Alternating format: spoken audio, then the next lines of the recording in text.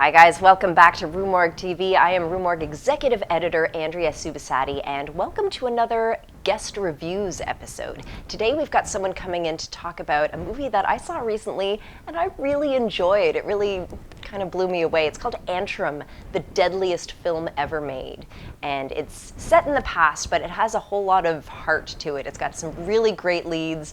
I don't want to say too much about it because I don't want to spoil it. And plus, we've got an expert to come in and talk about it. But please do check it out. Let us know what you think. Let us know if you agreed with our guest or not. And see you next time.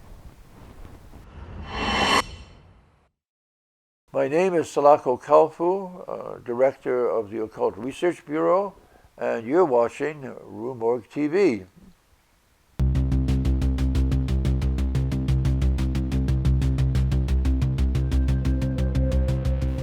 The Occult Research Bureau has been in existence now for almost 50 years, and we provide research material for individuals and the government, and also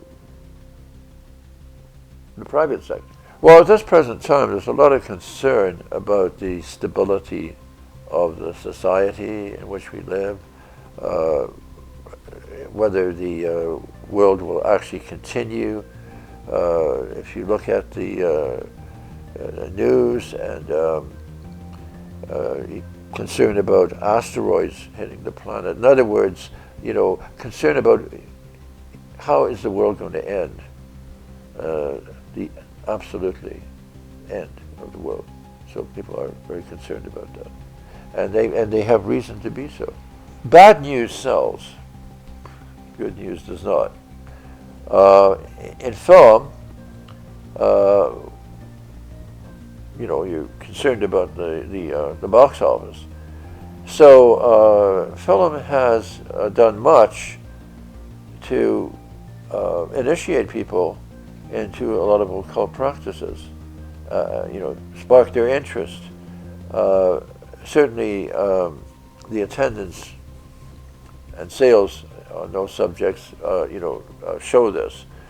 So initially it was, the idea to make money, but now a lot of filmmakers, particularly, indies, are really interested in elevating human consciousness,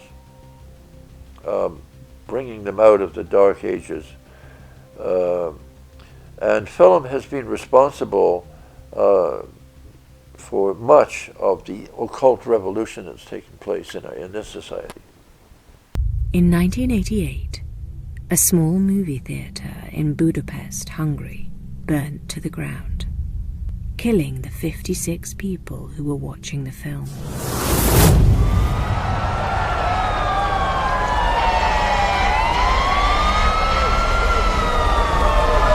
Antrum is the latest in a series of film which claim to be able to cause profound change in the viewer. It's the latest and certainly the most evolved film in this category. It shows an incredible sophistication in terms of knowledge of much in the occult, particularly the dark side of occultists. Their dog has just been euthanized. So we find them in the woods.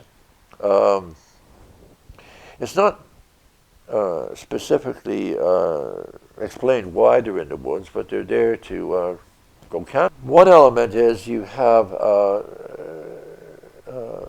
they decide to make a pentagram. At some point in the film, they encounter an Asian man, probably Japanese. He is about to commit seppuku, which is ritual suicide. So it's almost as the, by doing this pentagram, and reference to this book that they have, which is a grimoire, basically. It has invoked and triggered these events. So you have a sort of out of nowhere, there's this man about to commit suicide. Their campsite becomes a focus for incredibly dark occult principles, and they end up combating two demons who have come from hell and seem intent on doing some really nasty things to particularly the boy, making him as a sacrifice to Baphomet. Watching this film myself, I thought, okay, so you've seen a lot of this stuff before, and then every now and again watching it, I'd say, yeah, but they might be very, very skilled, and you're being influenced at a level that you're not aware of. It certainly affected my dreams. The occult content certainly wasn't created by someone that was ignorant of occult principles. I think they're very cognizant of it. And also, a knowledge of subliminal influences in psychology. They definitely are aware of that. Every now and again, at some crucial point, there will be this flash, and then you'll see a horrific image, and it's done, which is the most effective in influencing the people that are watching it. The thing is, I mean, one should ask, like, for whom is this film produced? Well, my opinion is that anyone that is influenced in a negative way by this film deserves to be so. This film could definitely be a trigger in terms of causing people to act out some of the things that are in it. But I think the amount of good that the film does far outweighs the bad. I would suggest for this film that you really check out the guy in charge of preparing the popcorn. Because, as you know, 1988, and 56 dead people later, eventually the popcorn guy confessed that he had laced him with LSD. I wouldn't suggest to most people that they do a lot of drugs and then watch this movie. Like, do a dry run first, see where it takes you. I would give this film a 10. And anyone that doesn't give it a very high rating is someone that misses the whole point of the film. It's sad to play. They can really play games with your mind. Because whatever it's planted in the human mind, it lingers. It can even cause you to have a nervous breakdown. Why the hell did someone do that? No, it was like the work of the devil. It went from angelic to demonic. I mean, that's what happens when people watch this film. They're going to be vulnerable to the devil. There are dark elements in music, there are dark elements in film that can cause people to do things that they might otherwise not do. This is SALAKO KALFOU signing off.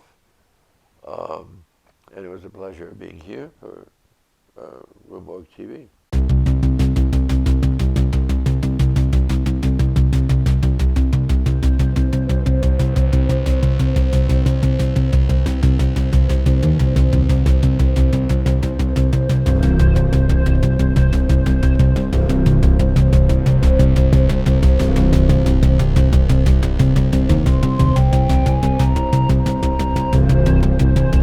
I'm still not sure that this is not just part of the film.